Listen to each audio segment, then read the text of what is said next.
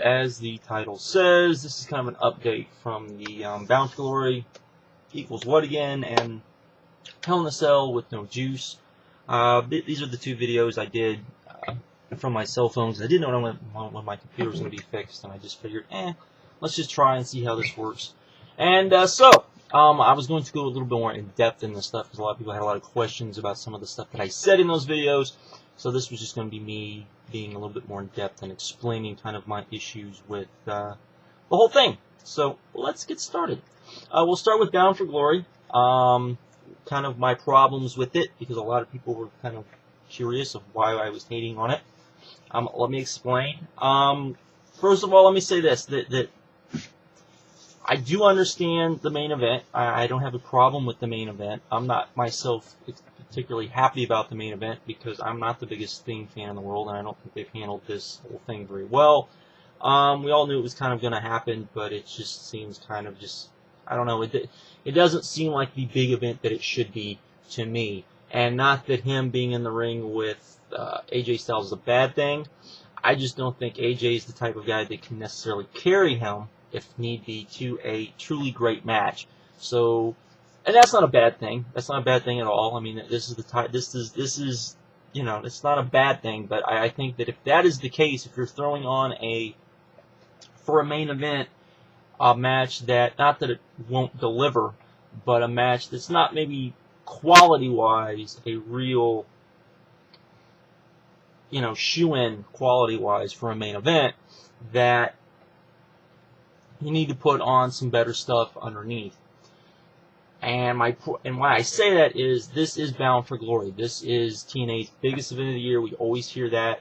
A lot of people say, oh, it's the WrestleMania. I wouldn't call it WrestleMania. I think comparing it to WrestleMania is a disservice, because WrestleMania is bigger than wrestling in a lot of ways, and you have to remember they bring in celebrities for WrestleMania. They bring in, it's more of a show. I wouldn't call it a wrestling show because it's not the biggest wrestling event. It's not a wrestling event per se as much as it is a show where you might not get a lot of matches. I mean, if you look at WrestleMania 25, we didn't get necessarily a lot of matches, but everything was a lot of grandeur. Not that it was the greatest WrestleMania ever, but it was a lot of grandeur, a lot of those types of things. Most things are given time on WrestleMania, that sort of thing. So that's the type of stuff that, to me, you know, Bound for Glory isn't. Bound for Glory to me is much more along the lines of Starrcade, and that it is TNA's biggest show of the year. And being that it is their biggest show of the year, it needs to be their most stacked show of the year. It needs to be the show of the year, much like Starrcade was for WCW most usually. So that is what I would say it needs to be. And I just don't think when you look at the other four main matches, we have more matches than that. The other four main, you look at the four main matches, I'm just not like, I don't think that's the case. You look at, a lot of people said, you know, I even said that, you know, Abyss versus Foley might be something I would like to see. It's something I would like to see, but it's not necessarily something that I have grandeurs that it's going to be the greatest, most marvelous thing ever in pay-per-view saving. I just don't. Now, could they go out and do that? Yes. Most definitely they could go out and do that. Any match can go out and put on, just can be amazing, even if you don't think it's going to be. Proof in point, explain to me why Scott Steiner was able to have one of the best matches out of anybody with Goldberg. Probably one of Goldberg's best matches was against Scott Steiner. You know, it's one of those weird mysteries. So I have no, you know, I'm not saying that none of these matches couldn't deliver, but I'm just stating that if you're looking at odds, I just don't necessarily think they will. And it could be a crazy, wild match, and that's fine, but just because it's crazy and they do crazy spots doesn't necessarily make it a great match, you know.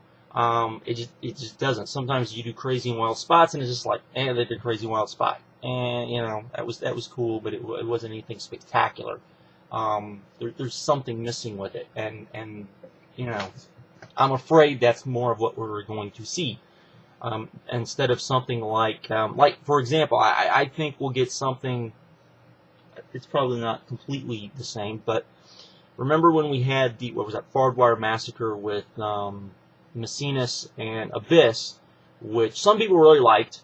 I didn't, because it was not really, in my opinion, a barbed wire match. Or comparing that to like the tag match from One Night Stand 2, which was an awesome hardcore match and was just amazing hardcore match. So which one of those are we going to get? That's kind of my point with that. Then we had Morgan versus Angle. Again, not something that I'm all yay about, because you've just taken one of your best guys on the roster and you stuck him with a guy that, I like Morgan, but I don't think that's a match that people are going to be jumping out of their seats to see. Maybe they will. We'll have to see. I mean, they are going to LA, so we'll see just how well they've done at putting Morgan over. But I don't think that's a match that people are going, wow, we're going to see Matt Morgan versus Kurt Angle. Maybe they'll build it up good and we will care about it. But I'm just saying, looking at it, I just don't see it. Then you have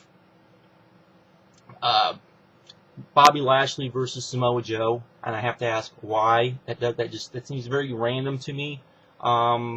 If you read the spoilers, it looks like they might go the way they did with Kurt Angle versus Joe at Lockdown, where it was more of an MMA style match, which is fine.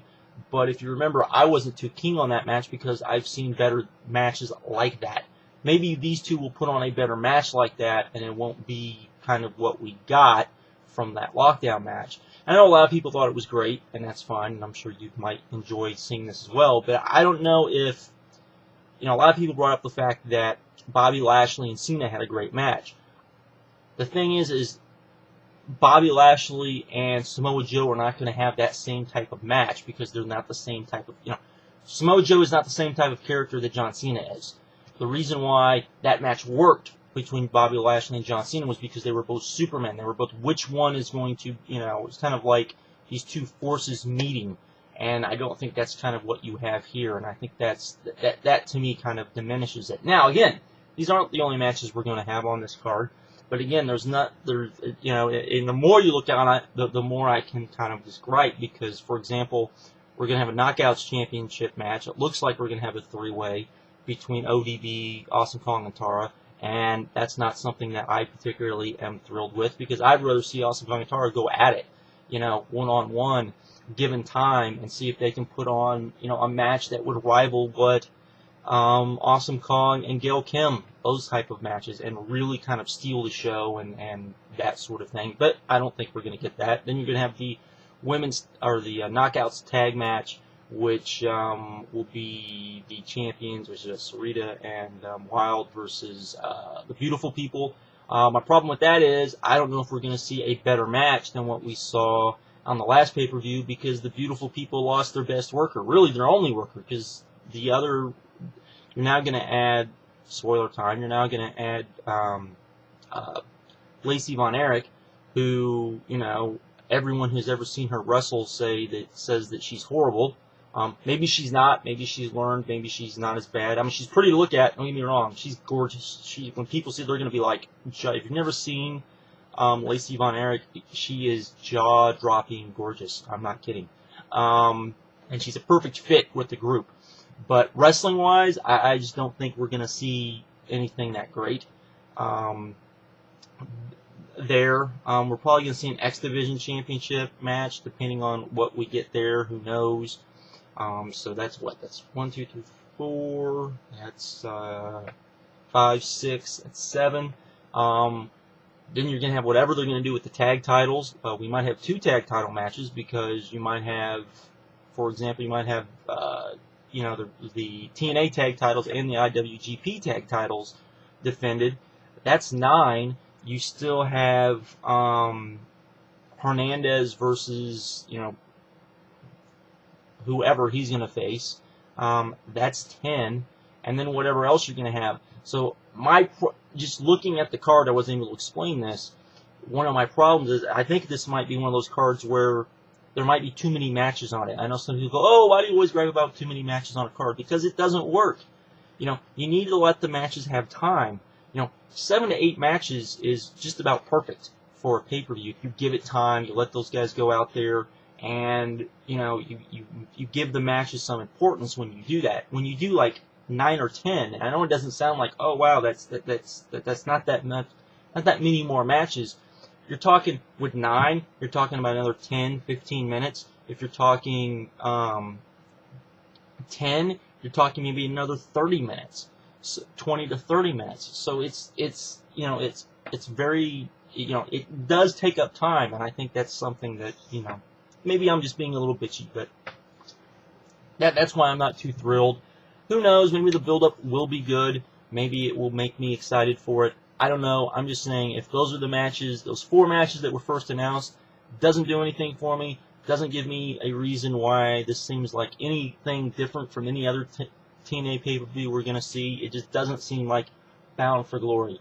That was kind of my case, which I've enjoyed just about. I think the only Bound for Glory I just thoroughly did not think was great would maybe have been the first one. Maybe, I think. I'm trying to think, but I can't remember. But since I've been on here, I've enjoyed every Bound for Glory. So, and I've recommended every Bound for Glory. So that was kind of my point. It just doesn't seem like it's going to be as good as years past, just from looking at that. It doesn't do anything for me. So there is that. Now, to the Hell in the Cell thing. A lot of people brought up the point when I said, let me state this first. My point was not that the PG, is this. I don't agree almost at all with any of the people who gripe that the reason why the WWE sucks, and the only reason the WWE sucks, is because they went to PG. Because anyone that makes that argument to me is being somewhat of a moron, because that would be like the very last thing on the bottom of the list of things you should say why the WWE sucks. There's so much more ahead of that, of why it's not as good as it should be for the most part, that it's ridiculous to me to even bring up that argument most of the time. However, you're talking about Hell in the Cell, and Hell in the Cell is a little different, because you're talking about 3 Hell in the Cells. You're not even talking about 2. You're talking about 3. And a lot of people brought up the fact that, I said that last year, and I still enjoyed the match, with Undertaker versus Edge, which is a great match. No blood. There was, Undertaker had a cut on his arm, hard way, but that was pretty much it. The problem is you're going to have 3 Hell in the Cells on this pay-per-view. Now, one of them is a tag match, so that will be different by design. But then you're going to have 2 others you have to do. And they're both going to be title matches. They're both main event caliber matches. How do you make those 2 matches different with still giving, making Hell in the Cell mean Hell in the Cell? Brutal, what we expect from Hell in the Cell, which is a brutal match with lots of carnage, broken bodies, car wrecks, the whole bit of what we expect from that match. And I think that when you take the blood out, if the blood was there, easy. One match is nothing but crazy spots, and you don't have too much blood. And then the other match is a bloody, old-time NWA, bloodbath cage match. Easy to do. But on this, I just don't have faith in the WWE creative team that they're going to be able to come up with 3 good Hell in the Cell matches without using any blood. I think that becomes a problem down the road. So that was my point there. Not that, you have to have blood for the Hell in a Cell to be good, because you don't have to have blood. If you just one match, you don't have to have blood, but you're having 3, and therein lies the problem with that. So, anyways, like I said, I just wanted to come on here, explain that sort of things. People can go back and complain about the same things they complained about on the other 2 videos. But I was just letting my voice be heard a little bit more. And with that, I'm out. Have a good one. Later.